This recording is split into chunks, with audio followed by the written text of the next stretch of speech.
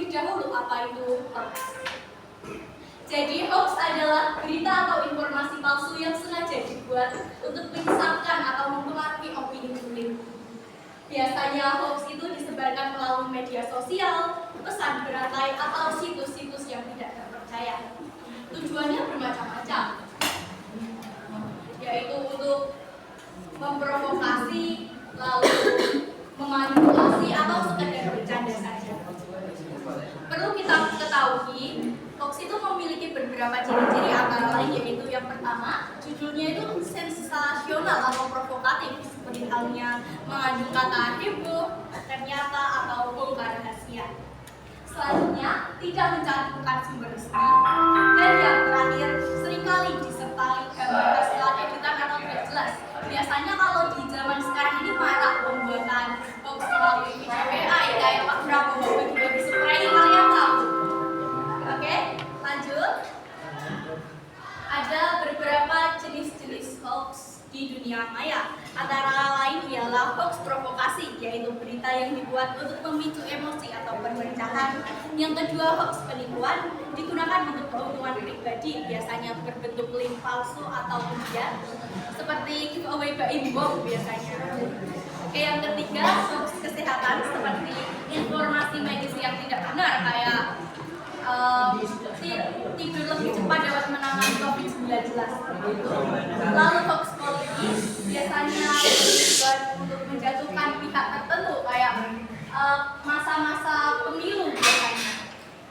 Lalu yang terakhir adalah hoax parodi atau satire. Biasanya dibuat seolah-olah lucu tapi memang menyesatkan konteksnya kalau tidak gitu paham.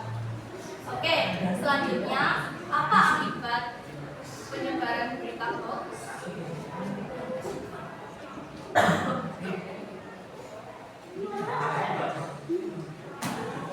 Oke.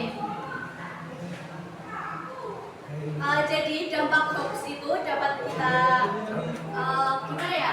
Rasakan saat berbahaya karena bisa menimbulkan kepanikan. Seperti halnya kalian tahu berita kiamat pada tahun 2012. Itu kan sangat menyesatkan ya teman-teman. Lalu yang kedua, merusak reputasi seseorang atau kelompok. Ya seperti halnya hoax di kalangan politik, umumnya pada masa pilpres. Lalu menyebabkan kerugian ekonomi dan menghambat penyebaran informasi yang benar. Oke, ini ada contoh-contoh hoax yang pernah viral. Seperti halnya pada hoax kesehatan itu, minum air panas bisa menyembuhkan COVID-19. Itu pernah trending sekali, bahkan disuruh minum minyak kayu putih, kalian tahu? Iya kan? Terus hoax penipuan kayak bansos cair, seperti itu. Padahal yang di dalam link itu, iya tepat, seperti hoax giveaway Raffi Ahmad terus disuruh buka link itu loh. Padahal di link itu isinya perantasan data kita pribadi, jadi kita bisa dirantas melalui link tersebut. Lalu selanjutnya ada cara mencegah hoax. Oke, cara mencegah hoax ialah yang pertama, cek sumber berita, apakah itu berasal dari media terpercaya. Biasanya kalau di Indonesia media terpercayanya itu kan ada di televisi kayak TV One, terus Metro TV, kalian tahu kan? Tahu. Lalu yang selanjutnya, baca isi berita, jangan hanya judulnya saja. Lalu yang ketiga, verifikasi ke situs resmi. Nah, Indonesia ini mempunyai situs resmi yang biasanya digunakan untuk mengecek kebenaran suatu berita, yaitu Kominfo, Turn Hoax, IT. Oke, yang keempat, jangan langsung share. Jadi kalau di Islam itu kan ada yang namanya tabayun. Itu materi kelas 8. Ada kaitannya juga dengan hoax. Jadi tabayun itu salah satu cara untuk mencegah penyebaran hoax. Jadi kita harus memastikan benar-benar informasi tersebut valid atau tidak kepada pihak yang terkait. Selanjutnya, gunakan akal sehat dan logika. Biasanya kalau di zaman sekarang kan penyebaran hoax itu melalui media sosial ya. Nah, biasanya itu juga mencantumkan video hasil AI. Nah, biasanya kalau video hasil AI itu kan memang kurang realistis, nggak mirip kayak orang beneran. Misal nanti awalnya tangan jarinya ada 5, tiba-tiba jarinya tinggal 3. Karena itu memang murni buatan atau imitasi.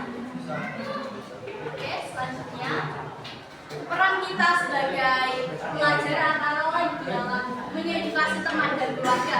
Nah, kita kan sebagai Gen Z ya, biasanya Gen X terus apa itu pokoknya orang yang lebih sepuh dari kita itu kan memang kurang dapat mencerna perkembangan teknologi secara baik, maka sebaiknya kita lebih mewanti-wanti beliau supaya tidak terjerumus kepada hoax. Lalu gunakan media sosial dengan bijak, dengan itu tadi tabayun, jangan menyebarkan informasi yang belum valid kebenarannya. Lalu jadilah kita lebih yang menyebarkan kebenaran. Jadi semisal kita menerima informasi yang kurang jelas, lebih baik kita lihat.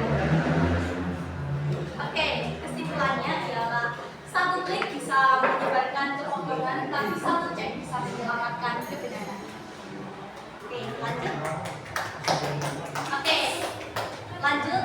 Jadi cita-cita saya sebagai penutup, saya ingin membagikan sedikit perihal cita-cita saya, yaitu cita-cita saya ingin menjadi kedutaan besar. Nah, saya tertarik menjadi bagian dari kedutaan besar karena saya ingin berperan langsung dalam membangun hubungan diplomatik antar negara melalui pendekatan hukum dan politik. Saya juga memiliki ketertarikan pada isu-isu global serta kemampuan berbahasa Inggris yang dapat saya manfaatkan untuk berkomunikasi lintas budaya dan mendukung kepentingan nasional di tingkat internasional. Jadi cita-cita ini muncul melalui kegemaran saya dalam berbahasa Inggris, dan biasanya kalau ada isu-isu politik itu saya suka mengikuti isu tersebut. Jadi memang dari diri saya sendiri tertarik untuk mengikuti bidang tersebut. Oke, sekian presentasi yang dapat saya sampaikan. Terima kasih atas perhatiannya. Wassalamualaikum warahmatullahi wabarakatuh.